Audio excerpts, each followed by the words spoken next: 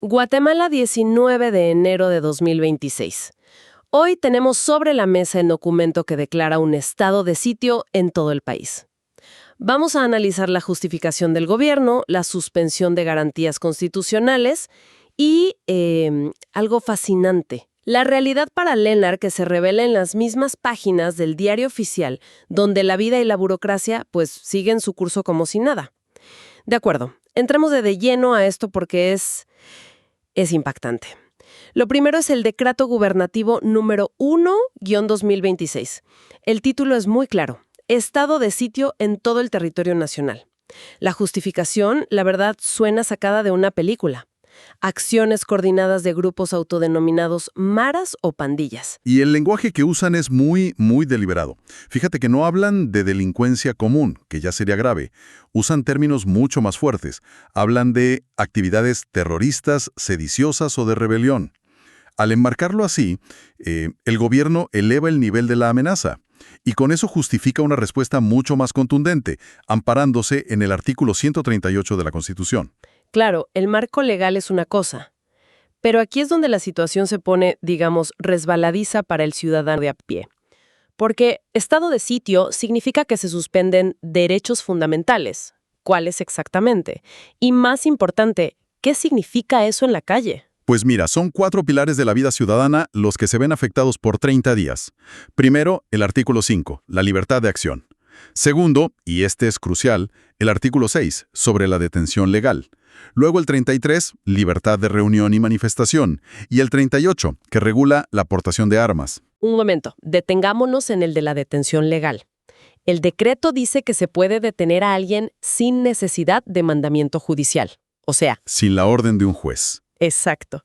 Y la frase clave que usan es que se puede detener a toda persona sospechosa de alterar el orden público. Esa palabra sospechosa me da escalofríos. ¿Sospechosa para quién? ¿Bajo qué criterio? Esa es exactamente la pregunta del millón.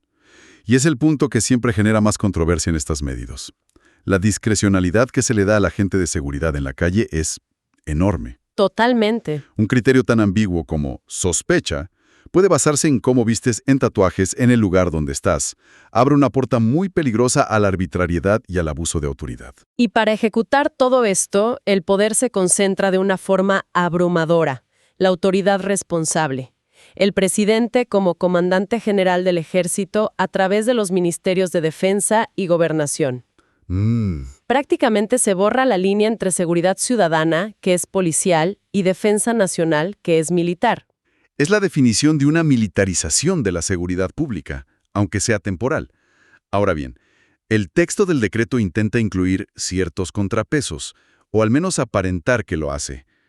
Un detalle interesante es la referencia explícita a la Convención Americana sobre Derechos Humanos. Sí, lo mencionan varias veces. Para quien no es abogado, ¿qué significa eso en español simple? Es como si el gobierno dijera, sí, vamos a usar una herramienta de emergencia muy poderosa, casi nuclear en términos de derechos, pero prometemos seguir las reglas del manual internacional.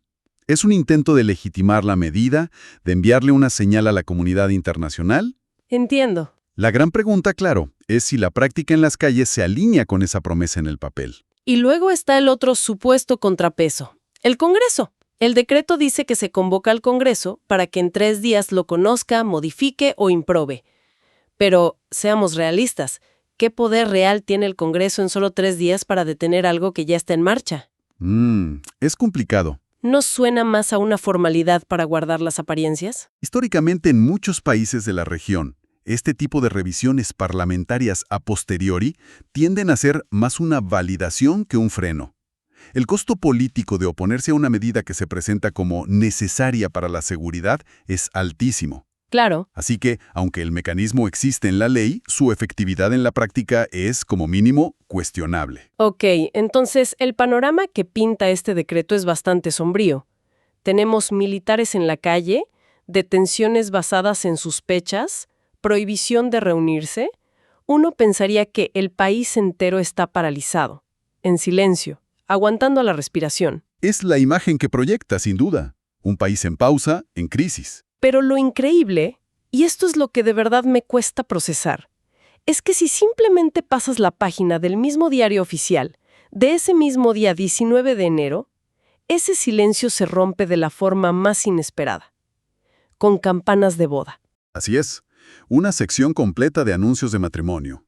Un ciudadano hondureño casándose con una guatemalteca, un mexicano con otra guatemalteca, un estadounidense con un guatemalteco. Los trámites civiles, el motor de la vida personal, continúan como si nada. Es que es una locura. Choca ver las dos cosas juntas. Y no son solo las bodas. Te encuentras con los títulos supletorios. Gente en San Marcos, en Retaluleu, en Jutiapa, en proceso de registrar legalmente sus tierras. Y las descripciones son pura poesía cotidiana. Escucha esta, de un inmueble en Malacatán, San Marcos. Se describe con agua potable, pozo artesanal y energía eléctrica, delimitado por mojones y linderos, y que en su interior tiene una casa de bloc y lámina, y árboles de mango. Árboles de mango. Mientras el gobierno suspende derechos, un ciudadano se asegura de que sus mangos queden legalmente registrados. Lo que estamos viendo ahí es la formidable resiliencia de la estructura social y de la maquinaria burocrática. Para esa persona en Malacatán, la certeza jurídica de su propiedad, el poder heredarla, es en ese momento un hecho tan o más concreto y real que la crisis de seguridad. Claro. El Estado tiene múltiples brazos, y mientras un brazo blande la espada del estado de sitio, los otros siguen, imperturbables, sellando documentos. Yo no puedo dejar de pensar en esa persona de Jutiapa intentando registrar su terreno. Quizás lleva años en ese trámite. Y justo el día que por fin sale publicado su edicto, se declara un estado de sitio. Para esa persona, ¿qué es más real?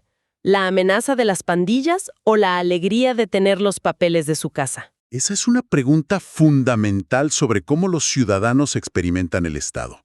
No lo experimentan como una entidad única, sino a través de sus múltiples ventanillas.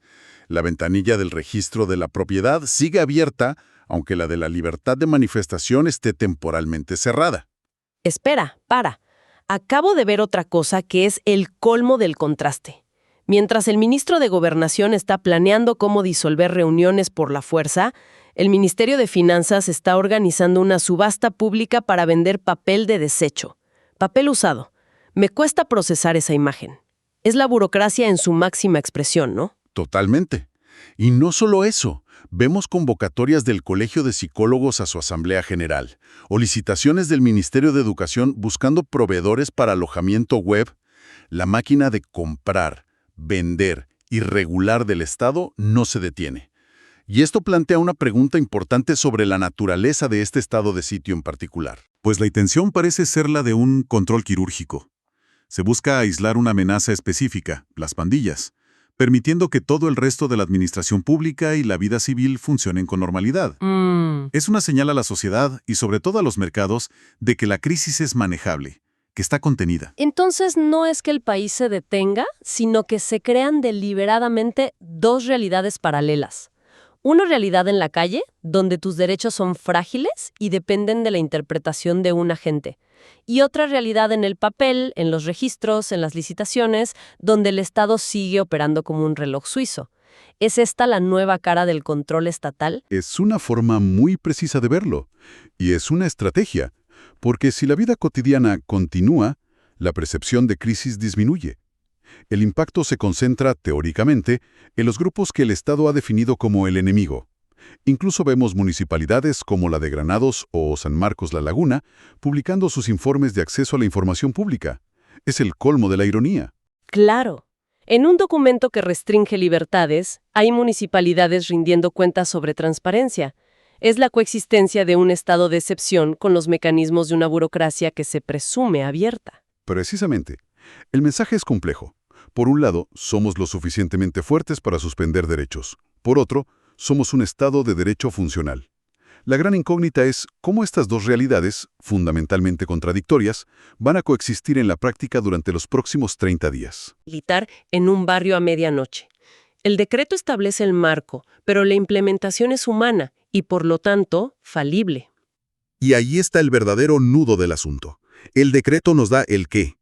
¿Qué derechos se suspenden? ¿Qué poderes asume el Estado? Lo que no nos dice y lo que definirá la verdadera naturaleza de estos 30 días es el cómo. ¿Cómo va a interpretar un policía la palabra sospechoso a las 10 de la noche frente a un grupo de jóvenes? Exacto.